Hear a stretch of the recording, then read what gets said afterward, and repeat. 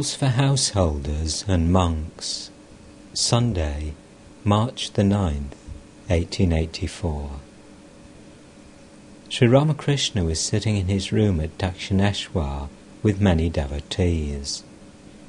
Among them were Mani Malik, Mahendra Kaviraj, Balaram, M, Bhavanath, Rakal, Latu and Harish. The Master's injured arm was in a splint. In spite of the injury, he was constantly absorbed in samadhi or instructing the devotees. Mani Malik and Bhavanath referred to the exhibition which was then being held near the Asiatic Museum. They said, "Many Maharajas have sent precious articles to the exhibition, gold couches and the like. It is worth seeing."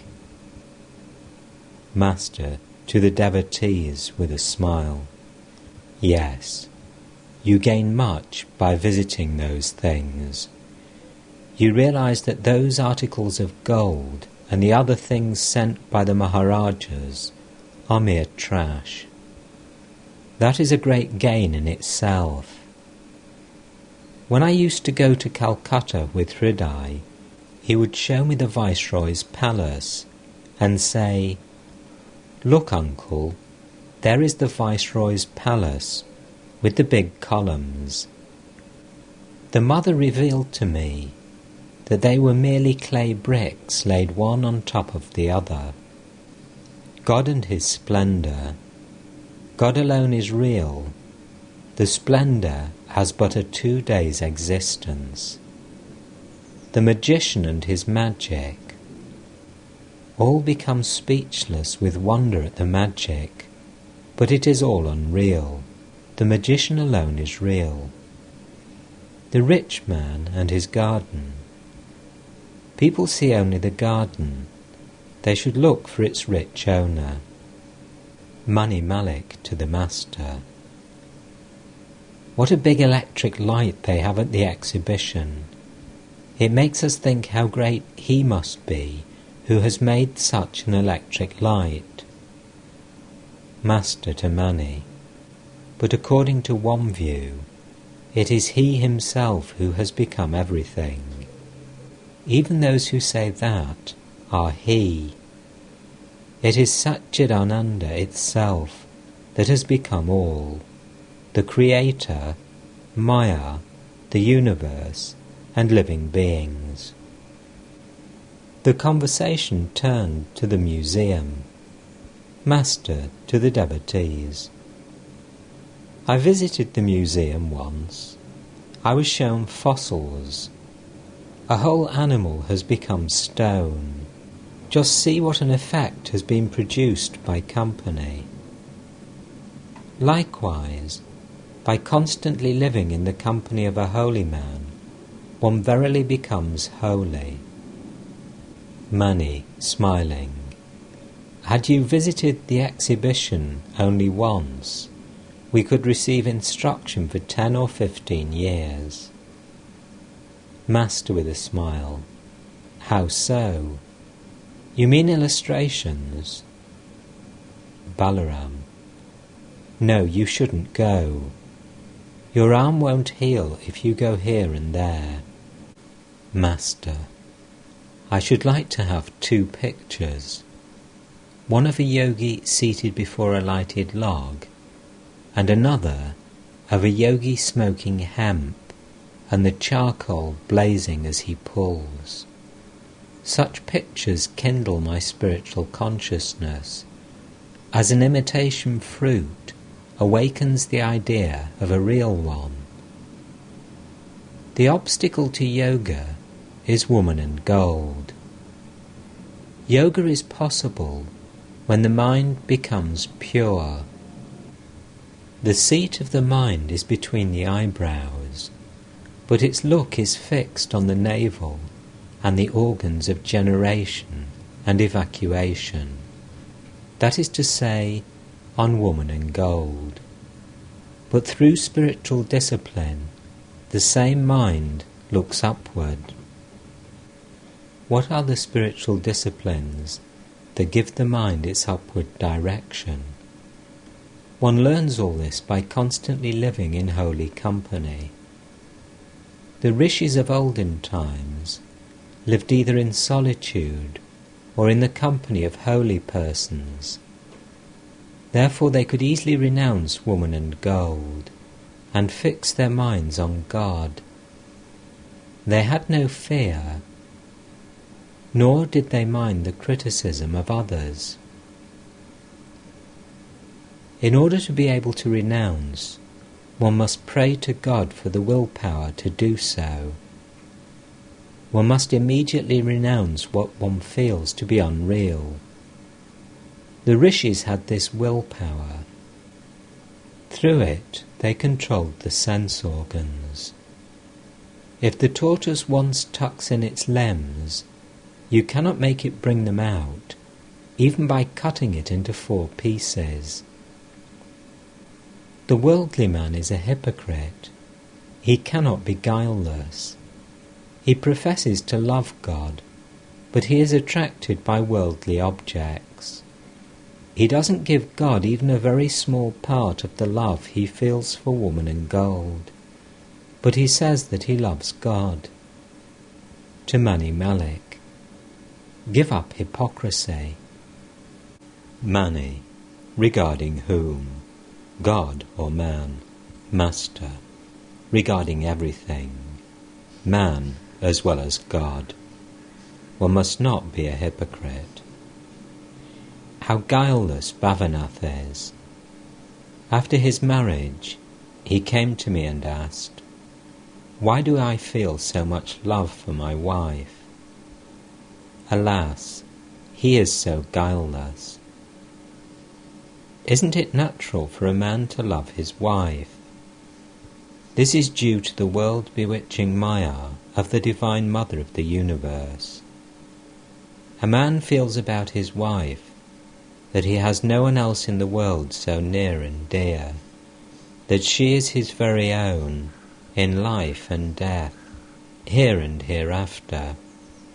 Again, how much a man suffers for his wife. Still he believes that there is no other relative so near. Look at the sad plight of a husband. Perhaps he earns 20 rupees a month and is the father of 3 children. He hasn't the means to feed them well. His roof leaks, but he hasn't the wherewithal to repair it. He cannot afford to buy new books for his son. He cannot invest his son with the sacred thread. He begs a few pennies from his different friends. But a wife endowed with spiritual wisdom is a real partner in life. She greatly helps her husband to follow the religious path.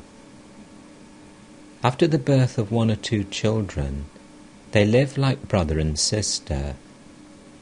Both of them are devotees of God, his servant and his handmaid.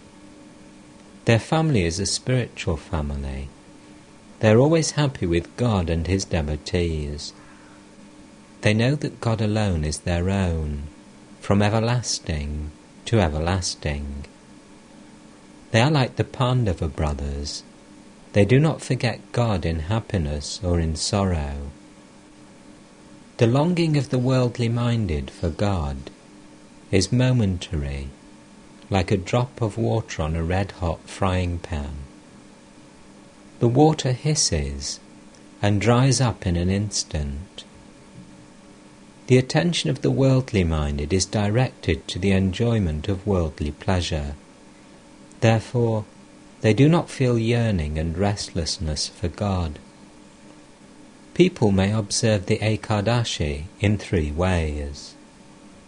First, the waterless Ekadashi. They are not permitted to drink even a drop of water. Likewise, an all-renouncing religious mendicant completely gives up all forms of enjoyment.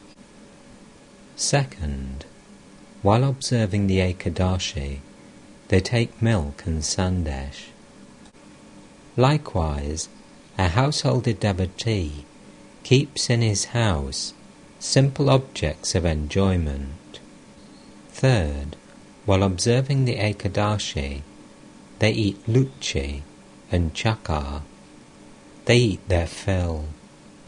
They keep a couple of loaves soaking in milk, which they will eat later on.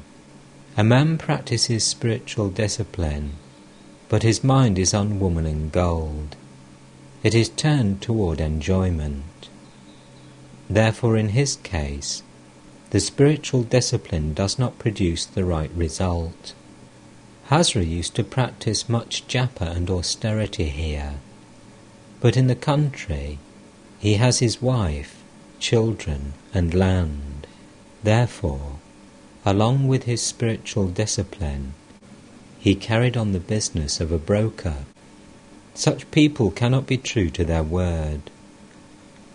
One moment they say they will give up fish, but the next moment they break their vow. Is there anything that a man will not do for money? He will even compel a Brahmin or a holy man to carry a load. In my room, sweets would turn bad. Still I could not give them away to the worldly minded. I could accept dirty water from others, but not even touch the jar of a worldly person. At the sight of rich people, Hazra would call them to him. He would give them long lectures. He would say to them, "You see Rakal and the other youngsters, they do not practice any spiritual discipline. They simply wander about merrily. A man may live in a mountain cave, smear his body with ashes, observe fasts, and practice austere discipline. But if his mind dwells on worldly objects, on woman and gold, I say, shame on him. But I say that a man is blessed indeed, who eats, drinks, and roams about, but who keeps his mind free from woman and gold." Pointing to Mani Malik, "There is no picture of a holy man at his house. Divine feeling is awakened through such pictures." Manilal, "Yes, there is. In one room, there is a picture of a pious Christian woman engaged in prayer. There is another picture in which a man holds to the hill of faith. Below is an ocean of immeasurable depth. If he gives up his hold on faith, he will drop into the bottomless water. There is still a third picture. Several virgins are keeping vigil, feeding their lamps with oil in expectation of the bridegroom. A sleeping virgin is by their side. She will not behold the bridegroom when he arrives. God is described here as the bridegroom." Master, smiling, "That's very nice." Manilal, "I have other pictures too, one of the tree of faith and another of sin and virtue."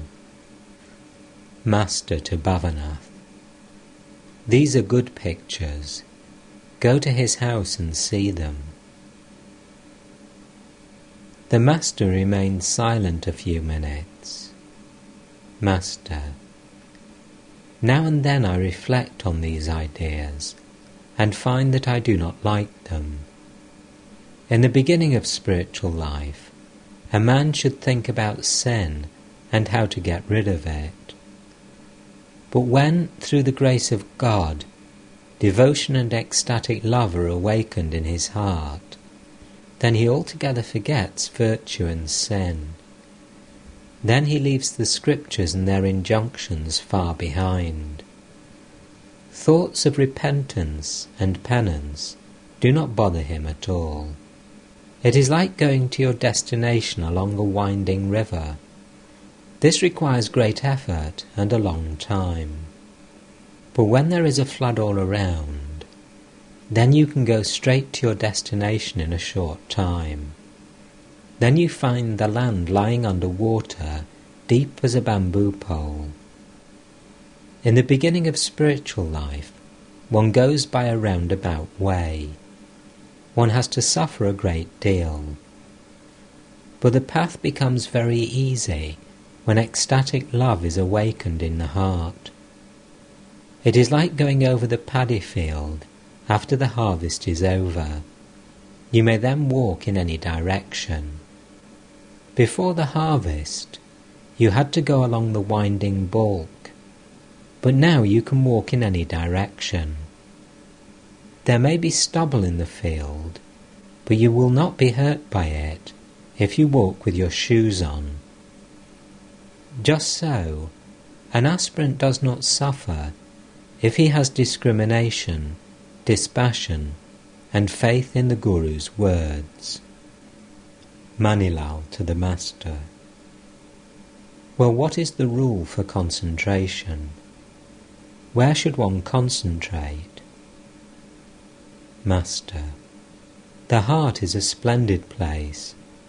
One can meditate there or in the Sahasrara. These are rules for meditation given in the scriptures, but you may meditate wherever you like. Every place is filled with Brahman consciousness. Is there any place where it does not exist? Narayana, in Vali's presence, covered with 2 steps the heavens, the earth, and the interspaces. Is there then any place left uncovered by God? A dirty place is as holy as the bank of the Ganges. It is said that the whole creation is the Virat, the universal form of God. There are 2 kinds of meditation, one on the formless God, and the other on God with form. But meditation on the formless God is extremely difficult. In that meditation, you must wipe out all that you see or hear. You contemplate only the nature of your inner self. Meditating on his inner self, Shiva dances about. He exclaims, "What am I? What am I?" This is called Shiva Yoga.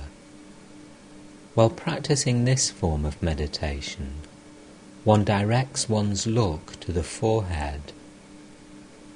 It is meditation on the nature of one's inner self, after negating the world, following the Vedantic method of Neti Neti. There is another form of meditation, known as Vishnu Yoga. The eyes are fixed on the tip of the nose. Half the look is directed inward, and the other half outward. This is how one meditates on God with form. Sometimes Shiva meditates on God with form and dances. At that time he exclaims, "Rama, Rama," and dances about. Sri Ramakrishna then explained the sacred word Om, and the true knowledge of Brahman, and the state of mind after the attainment of Brahma Jnana. Master. The sound Om is Brahman. The rishis and sages practiced austerity to realize that sound Brahman. After attaining perfection, one hears the sound of this eternal word rising spontaneously from the navel. What will you gain, some sages ask, by merely hearing this sound? You hear the roar of the ocean from a distance. By following the roar, you can reach the ocean. As long as there is the roar, there must be the ocean. By following the trail of Om, you attain Brahman, of which the word is the symbol. That Brahman has been described by the Vedas as the ultimate goal. But such a vision is not possible as long as you are conscious of your ego. A man realizes Brahman only when he feels neither I nor you, neither one nor many. Think of the sun and of 10 jars filled with water. The sun is reflected in each jar. At first you see one real sun and 10 reflected ones. If you break 9 of the jars, there will remain only the real sun and 1 reflection. Each jar represents a jiva. Following the reflection, one can find the real sun. Through the individual soul, one can reach the Supreme Soul. Through spiritual discipline, the individual soul can get the vision of the Supreme Soul. What remains when the last jar is broken cannot be described. The jiva at first remains in a state of ignorance. He is not conscious of God, but of the multiplicity. He sees many things around him. On attaining knowledge, he becomes conscious that God dwells in all beings. Suppose a man has a thorn in the sole of his foot. He gets another thorn and takes out the first one. In other words, he removes the thorn of ajnana, ignorance, by means of the thorn of jnana, knowledge. But on attaining vijnana, he discards both thorns, knowledge and ignorance. Then he talks intimately with God day and night. It is no mere vision of God. He who has merely heard of milk is ignorant. He who has seen milk has knowledge. But he who has drunk milk and been strengthened by it has attained vijnana. Thus the Master described his own state of mind to the devotees. He was indeed a vijnani. Master to the devotees. There is a difference between a sadhu endowed with jnana and one endowed with vijnana. The jnani sadhu has a certain way of sitting. He twirls his moustache and asks the visitor, "Well, sir, have you any question to ask?" But the man who always sees God and talks to him intimately has an altogether different nature. He is sometimes like an inert thing, sometimes like a ghoul, sometimes like a child, and sometimes like a madman. When he is in samadhi, he becomes unconscious of the outer world and appears inert. He sees everything to be full of Brahman consciousness. Therefore, he behaves like a ghoul. He is not conscious of the holy and the unholy. He does not observe any formal purity. To him, everything is Brahman. He is not aware of filth as such. Even rice and other cooked food, after a few days, becomes like filth. Again, he is like a madman. People notice his ways and actions and think of him as insane. Or sometimes he is like a child, no bondage, no shame, no hatred, no hesitation or the like. One reaches this state of mind after having the vision of God. When a boat passes by a magnetic hill, its screws and nails become loose and drop out. Lust, anger, and the other passions cannot exist after the vision of God. Once a thunderbolt struck the Kali temple. I noticed that it flattened the points of the screws. it is no longer possible for the man who has seen God to beget children and perpetuate the creation. When a grain of paddy is sown, it grows into a plant, but a grain of boiled paddy does not germinate. He who has seen God retains his eye only in name. No evil can be done by that eye. It is a mere appearance, like the mark left on the coconut tree by its branch. The branch has fallen off. Only the mark remains. I said to Keshav Sen, "Give up the ego that makes you feel, I am the doer, I am teaching people." Keshav said to me, "Sir, then I cannot keep the organization." Thereupon I said to him, "Give up the wicked ego. One doesn't have to renounce the ego that makes one feel, I am the servant of God, I am his devotee. One doesn't develop the divine ego as long as one retains the wicked ego. If a man is in charge of the storeroom, the master of the house doesn't feel responsible for it." To the devotees, "You see, my nature is changing on account of this injury to my arm. It is being revealed to me that there is a greater manifestation of God in man than in other created beings. God is telling me, as it were, I dwell in men, be merry with men. Among men, God manifests himself in a still greater degree in pure-souled devotees.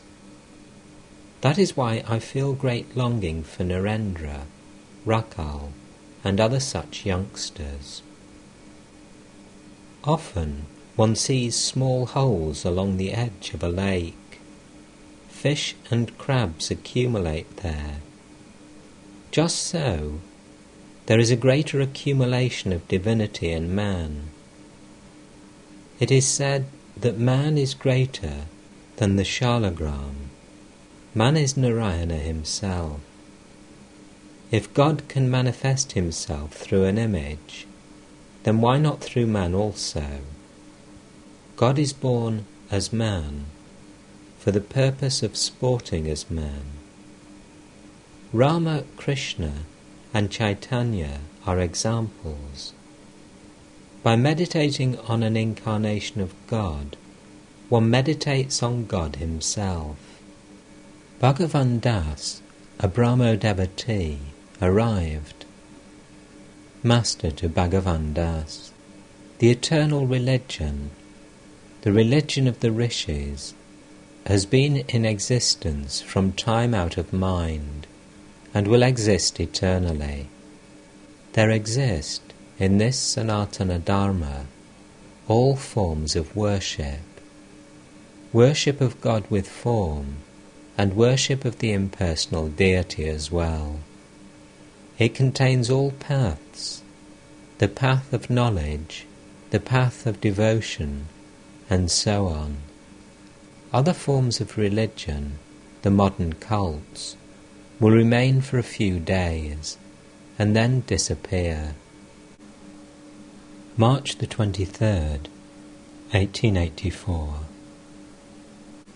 Sri Ramakrishna was sitting in his room after his midday meal, with Rakal, Ram, and some other devotees. He was not quite well. The injured arm was still bandaged. But in spite of his illness, his room was a veritable mart of joy, and he was the centre of it. Devotees thronged there daily to see the Master. Spiritual talk went on incessantly, and the very air of the room vibrated with bliss. Sometimes the Master would sing the name and glories of God, and sometimes he would go into samadhi. the devotees being amazed at the ease with which the Master freed himself from the consciousness of the body. Ram. There is talk of Narendra's marrying Mr. R. Mitra's daughter. Narendra has been offered a large dowry. Master smiling. Yes. Narendra may thus become a leader of society, or something like that. He will be an outstanding man, whatever career he follows. The Master did not much encourage the conversation about Narendra. Master to Ram. Well, can you tell me why I become so impatient when I am ill? Sometimes I ask this man, and sometimes that man, how I may be cured. You see, one must either believe everyone, or no one at all. It is God himself who has become the physicians. Therefore one must believe all of them. But one cannot have faith in them if one thinks of them as mere men. Sambhu was fearfully delirious. Dr. Sarvadikari said that the delirium was due to the strong medicine. Haladari asked the doctor to feel his pulse. The doctor said, "Let me see your eyes." "Oh, it is an enlargement of the spleen." Haladari said he had nothing of the sort, but Dr. Madhu gives good medicine. Ram. The medicine itself does no good, though it greatly helps nature. Master. If that is so, why does opium cause constipation? Ram referred to Keshab Sen's death. Ram. You were quite right. You said that a gardener uncovers the roots of a good rose plant so that it may absorb the dew and grow stronger and healthier. The words of a holy man have been fulfilled. Master. I don't know about that. I wasn't calculating when I said it. It is you who say that. Ram. The Brahmos have published something about you in their magazine. Master. Published about me? Why? Why should they write now? I eat and drink and make merry. I don't know anything else. I once asked Keshab, "Why have you written about me?" He said that it would bring people here. But man cannot teach by his own power. One cannot conquer ignorance without the power of God. At one time, 2 men were engaged to wrestle. One of them was Hanuman Singh, and the other a Mussulman from the Punjab. The Mussulman was a strong, stout man. He had eaten lustily of butter and meat for 15 days before the day of the wrestling match, and even on that day. All thought he would be the victor. Hanuman Singh, on the other hand, clad in a dirty cloth, had eaten sparingly for some days before the day of the match, and devoted himself to repeating the holy name of Mahavir. On the day of the match, he observed a complete fast. All thought that he would surely be defeated, but it was he who won, while the man who had feasted for 15 days lost the fight. What is the use of printing and advertising? He who teaches men gets his power from God.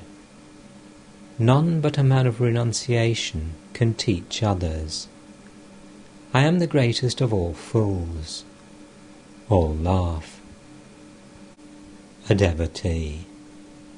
Then how is it that the Vedas and the Vedanta and many things besides come out of your mouth? Master smiling. During my boyhood, I could understand what the sadhus read at the Laha's house at Kamarpukur, although I would miss a little here and there. If a pundit speaks to me in Sanskrit, I can follow him, but I cannot speak it myself. To realize God is the one goal of life. While aiming his arrow at the mark, Arjuna said, "I see only the eye of the bird and nothing else, not the kings, not the trees, not even the bird itself. The realization of God is enough for me. What does it matter if I don't know Sanskrit?" The grace of God falls alike on all his children, learned and illiterate, whoever longs for him. The Father has the same love for all his children. Suppose a father has 5 children. One calls him Baba, some Ba, and some Pa. These last cannot pronounce the whole word. Does the Father love those who address him as Baba more than those who call him Pa? The Father knows that these last are simply too young to say Baba correctly.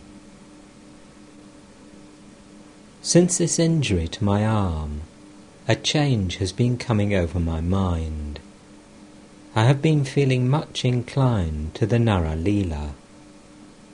It is God himself who plays about as human beings. If God can be worshipped through a clay image, then why not through a man? Once a merchant was shipwrecked. He floated to the shore of Ceylon, where Bibhishana was the king of the monsters.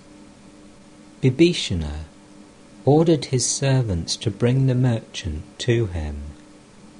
At the sight of him, Bibhishana was overwhelmed with joy and said, "Ah, he looks like my Rama, the same human form."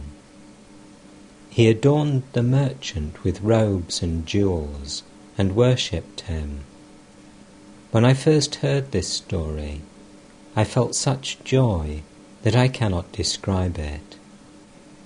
Vaishnav Charan said to me, "If a person looks on his beloved as his Ishta, he finds it very easy to direct his mind to God." The men and women of a particular sect at Shambazar near Kamarpukur say to each other, "Whom do you love?" "I love so-and-so." "Then know him to be your God." When I heard this, I said to them, "That is not my way. I look on all women as my mother." I found out that they talked big, but led immoral lives. The women then asked me if they would have salvation.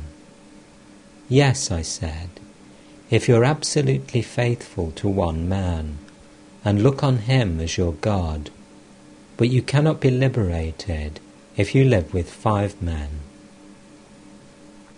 Ram. I understand that Kedar Babu has recently visited the Kathabhaja's place. Master. He gathers honey from various flowers. To Ram, Nityagopal and the others. If a devotee believes 100% that his chosen ideal is God, then he attains God and sees him. People of bygone generations had tremendous faith. What faith Haladari's father had. Once he was on the way to his daughter's house when he noticed some beautiful flowers and vilva leaves. He gathered them for the worship of the family deity and walked back 5 or 6 miles to his own house.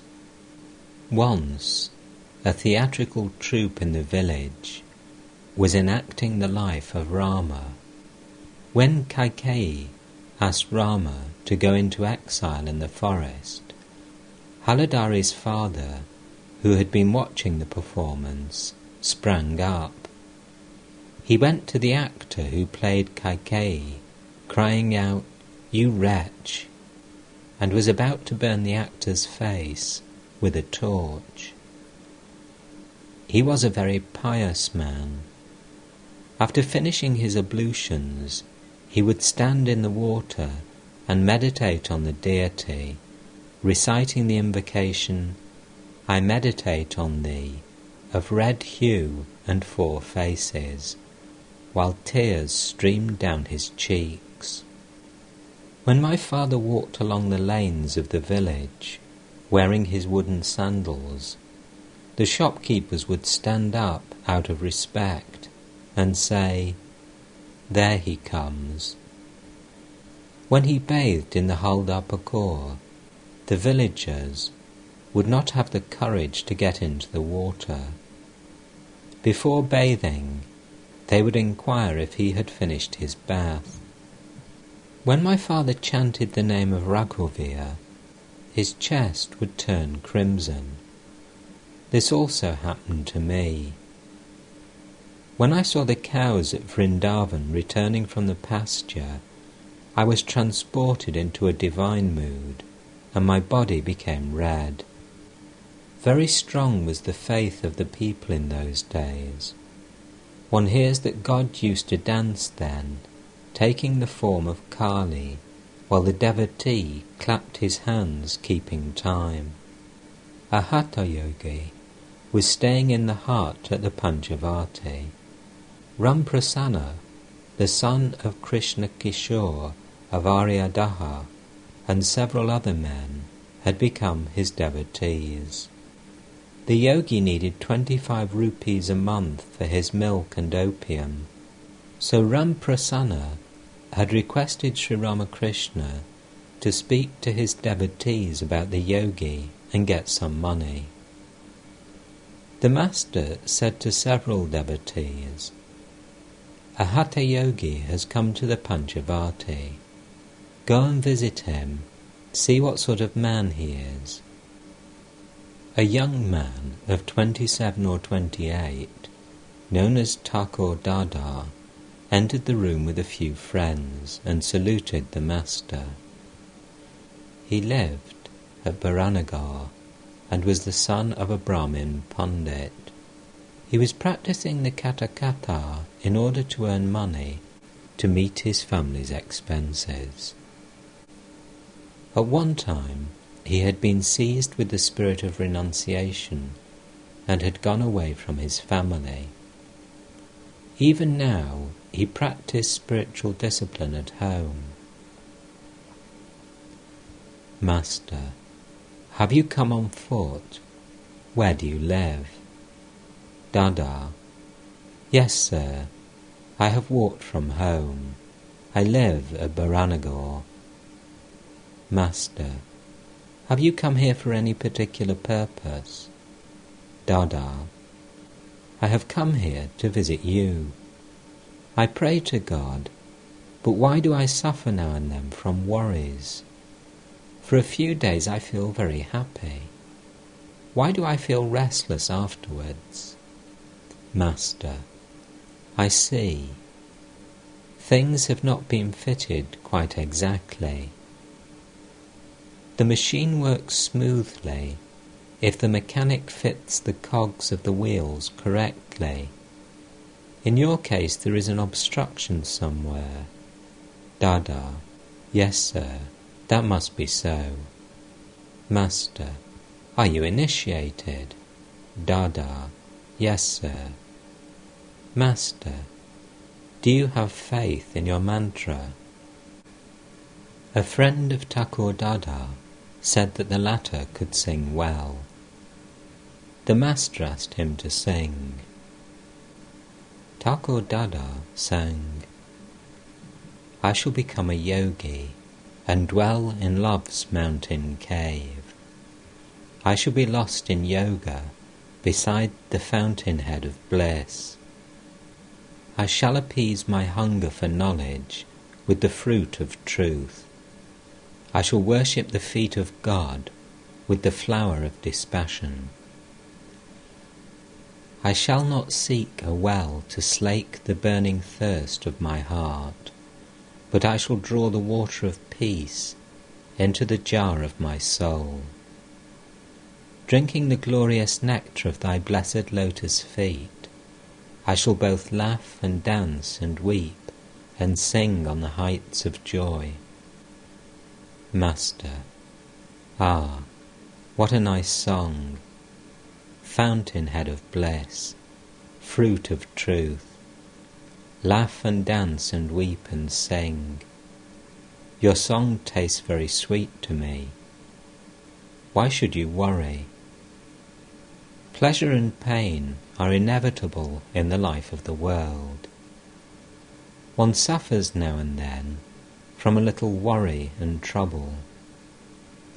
A man living in a room full of soot cannot avoid being a little stained. Dada, please tell me what I should do now. Master, chant the name of Hari morning and evening, clapping your hands. Come once more, when my arm is healed a bit. Mahima Charan entered the room and saluted the Master. Sri Ramakrishna said to him, "Ah, he has sung a nice song. Please sing it again." Thakur Dada repeated the song. Master to Mahima, please recite that verse, the one about devotion to Hari.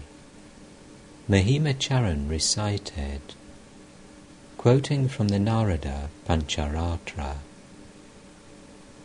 "What need is there of penance if God is worshipped with love?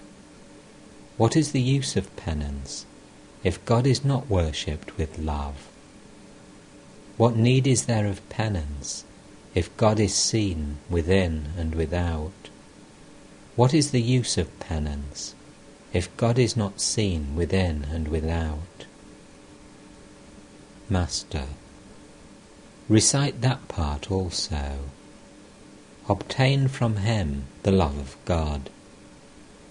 Mahima recited, "O Brahman, O my child, cease from practicing further penances. Hasten to Shankara, the ocean of heavenly wisdom. Obtain from him the love of God, the pure love praised by devotees, which snaps in twain the shackles that bind you to the world." Master, yes, Shankara will bestow the love of God. Mahima, one who is free from bondage is the eternal Shiva. Master, shame, hatred, fear, hesitation, these are the shackles. What do you say?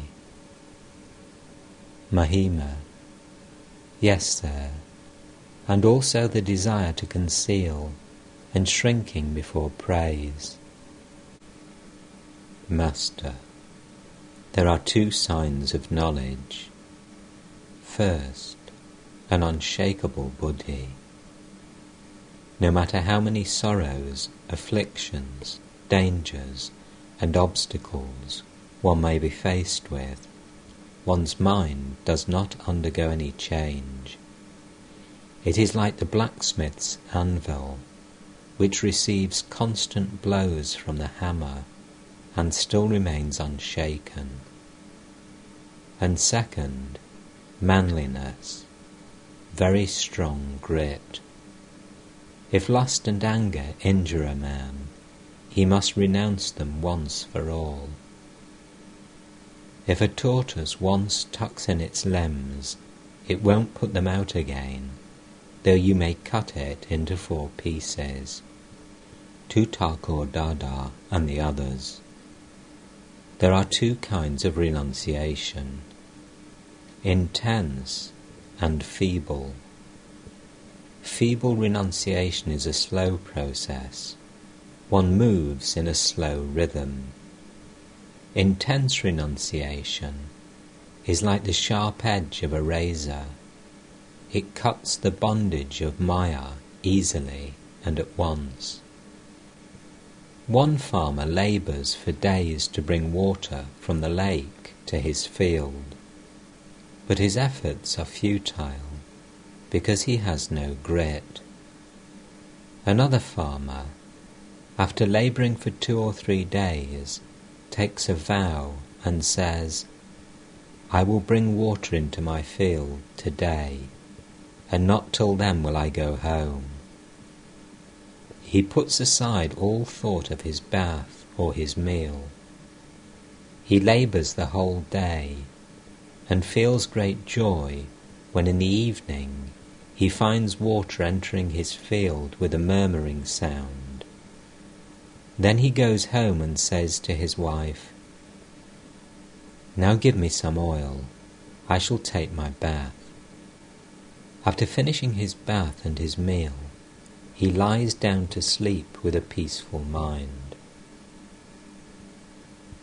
A certain woman said to her husband, "So-and-so has developed a spirit of great dispassion for the world, but I don't see anything of the sort in you. He has 16 wives. He is giving them up one by one." The husband, with a towel on his shoulder, was going to the lake for his bath. He said to his wife, "You're crazy.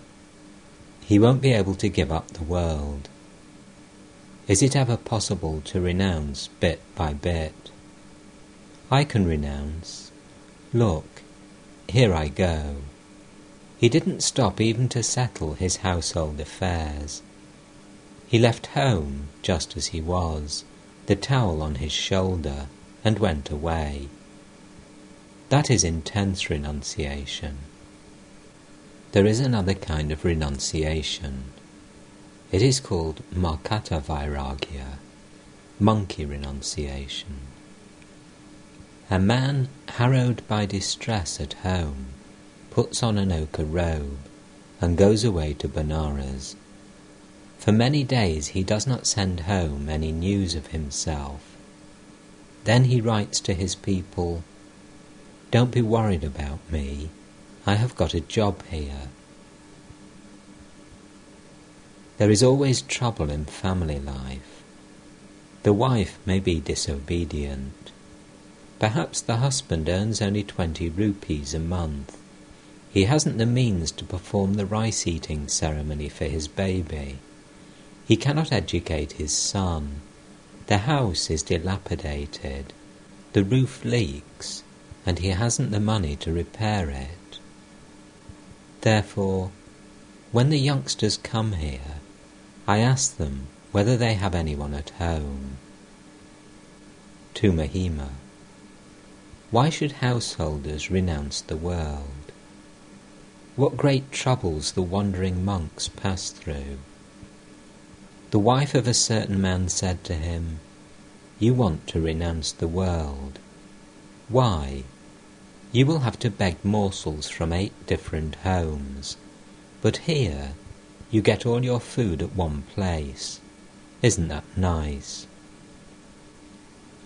Wandering monks, while searching for Siddhavrata, may have to go 6 miles out of their way.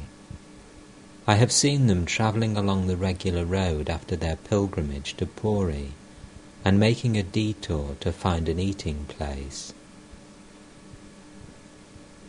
You're leading a householder's life. That is very good. It is like fighting from a fort. There are many disadvantages in fighting in an open field. So many dangers too. Bullets may hit you. But one should spend some time in solitude and attain knowledge. Then one can lead the life of a householder. Janaka lived in the world after attaining knowledge. When you have gained it, you may live anywhere. Then nothing matters. Mahima: Sir, Why does a man become deluded by worldly objects? Master, it is because he lives in their midst without having realized God. Man never succumbs to delusion after he has realized God. The moth no longer enjoys darkness if it has once seen the light. To be able to realize God, one must practice absolute continence. Sages like Shukadeva are examples of an Urdhva. Their chastity was absolutely unbroken. There is another class who previously have had discharges of semen, but who later on have controlled them. A man controlling the seminal fluid for 12 years develops a special power. He grows a new inner nerve called the nerve of memory. Through that nerve he remembers all, he understands all. Loss of semen impairs the strength, but it does not injure one if one loses it in a dream. That semen one gets from food. What remains after nocturnal discharge is enough, but one must not know a woman. The semen that remains after nocturnal discharge is very refined. The Lahas kept jars of molasses in their house. Every jar had a hole in it. After a year they found that the molasses had crystallized like sugar candy. The unnecessary watery part had leaked out through the hole. A sannyasi must absolutely renounce woman. You are already involved, but that doesn't matter. A sannyasi must not look even at the picture of a woman, but this is too difficult for an ordinary man. Sa, re, ga, ma, pa, da, ni are the 7 notes of the scale. It is not possible to keep your voice on ni a long time. To lose semen is extremely harmful for a sannyasi. Therefore, he must live so carefully that he will not have to see the form of a woman. He must keep himself away from a woman, even if she is a devotee of God. It is injurious for him to look even at the picture of a woman. He will lose semen in a dream, if not in the waking state. A sannyasi may have control over his senses, but to set an example to mankind, he should not talk with women. He must not talk to one very long, even if she is a devotee of God. Living as a sannyasi is like observing the Ekadashi without drinking even a drop of water. There are 2 other ways of observing the day. You may eat fruit or take luchi and curry. With the luchi and curry, you may also take slices of bread soaked in milk. All laugh. The devotees who had gone to the Panchavati to visit the Hatha Yogi came back. Master addressing them. Well, what do you think of him? I dare say you've measured him with your own tape. Sri Ramakrishna saw that very few of the devotees were willing to give money to the Hatha Yogi. Master, you don't like a sadhu if you have to give him money. Rajendra Mitra draws a salary of 800 rupees a month. He had been to Allahabad to see the Kumbh Mela. I asked him, well, what kind of sadhus did you see at the fair? Rajendra said, I didn't find any very great sadhu there. I noticed one, it is true. but even he accepted money. I say to myself, if no one gives money to a sadhu, then how will he feed himself? There is no collection plate here, therefore all come. And I say to myself, alas, they love their money, let them have it. The master rested a while. A devotee sat on the end of the small couch and gently stroked his feet. The master said to him softly, "That which is formless again has form." One should believe in the forms of God also. By meditating on Kali, the aspirant realizes God as Kali. Next, he finds that the form merges in the indivisible Absolute. That which is the indivisible Satchidananda is verily Kali. Sri Ramakrishna was sitting on the semicircular porch west of his room, talking with Mahima and other devotees about the Hatha Yogi. The talk drifted to Ramakrishna, the son of Krishna Kishore. The master was fond of the young man. Master, Ramakrishna roams about aimlessly. The other day he came here and sat in the room, but he did not speak a word. He pressed his nostrils with his fingers, practicing pranayama. I offered him something to eat, but he wouldn't take it. On another occasion, I had asked him to sit by me. He squatted on the floor, placing one leg upon the other. He was rather discourteous to Captain. I weep at his mother's suffering. To Mahima, Ramakrishna asked me to speak to you about the Hatha Yogi. The yogi's daily expenses are 6.5 annas, but he won't tell you about it himself. Mahima, who will listen to him even if he does? Mani Sen of Panihati entered the room with several friends, one of whom was a physician. Mani asked the master about his injured arm. The doctor did not approve of the medicine prescribed by Pratap Mazumdar. The master said to him, "Why should you say that? Pratap is no fool." Suddenly, Latu cried out, "Oh, the medicine bottle has dropped and broken." It was not yet dusk. The master, seated on the couch, was talking to M. Mahima Charan was on the semicircular porch, engaged in a loud discussion of the scriptures with the physician friend of Mani Sen. Sri Ramakrishna heard it and with a smile said to M, "There, he is delivering himself." That is the characteristic of Rajas. It stimulates the desire to lecture and to show off one's scholarship. But Sattva makes one introspective. It makes one hide one's virtues.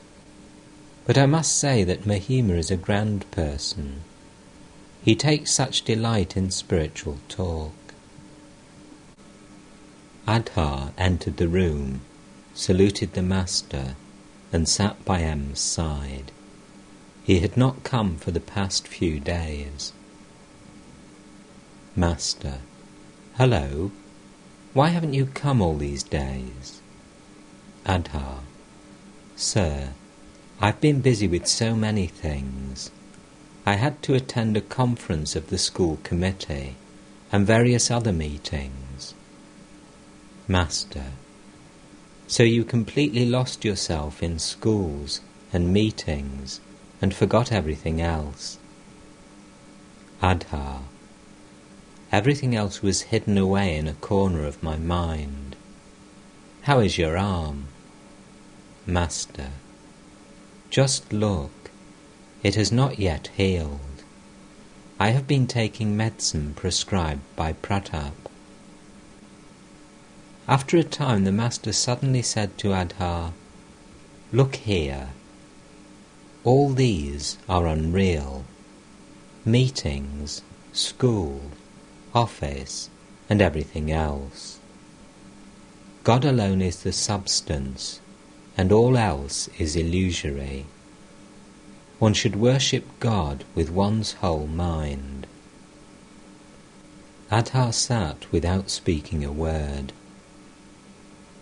Master. All else is illusory. This moment the body is, and the next moment it is not. One must make haste to worship God. But you don't have to renounce everything. Live in the world the way the tortoise does. The tortoise roams about in the water, but keeps its eggs on land. Its whole mind is on the eggs. What a nice state of mind Captain has developed. He looks like a rishi when he is seated to perform worship. He performs the arati with lighted camphor and recites beautiful hymns. When he rises from his seat after finishing the worship, his eyes are swollen from emotion, as if bitten by ants. Besides, he always devotes himself to the study of the sacred books, such as the Gita and the Bhagavata. Once, I used 1 or 2 English words before him, and that made him angry. He said, English-educated people are profane. After a while Adha said humbly to the Master, Sir, you haven't been to our place for a long time. The drawing room smells worldly, and everything else appears to be steeped in darkness. The Master was deeply touched by these words of his devotee. He suddenly stood up and blessed M and Adha in an ecstatic mood, touching their heads and hearts. In a voice choked with love, the Master said, I look upon you as Narayana himself. You are indeed my own. Mahima Charan entered the room. Master to Mahima. What I said about aspirants practicing continence is true. Without chastity, one cannot assimilate these teachings. Once a man said to Chaitanya, You give the devotees so much instruction. Why don't they make much progress? They dissipate their powers in the company of women. That is why they cannot assimilate spiritual instruction. If one keeps water in a leaky jar, the water escapes little by little through the leak. Mahima and the other devotees remained silent. After a time, Mahima said, Please pray to God for us, that we may acquire the necessary strength. Master, be on your guard even now. It is difficult, no doubt, to check the torrent in the rainy season, but a great deal of water has gone out. If you build the embankment now, it will stand, stand, stand, stand, stand, stand, stand, stand, stand, stand, stand, stand, stand, stand.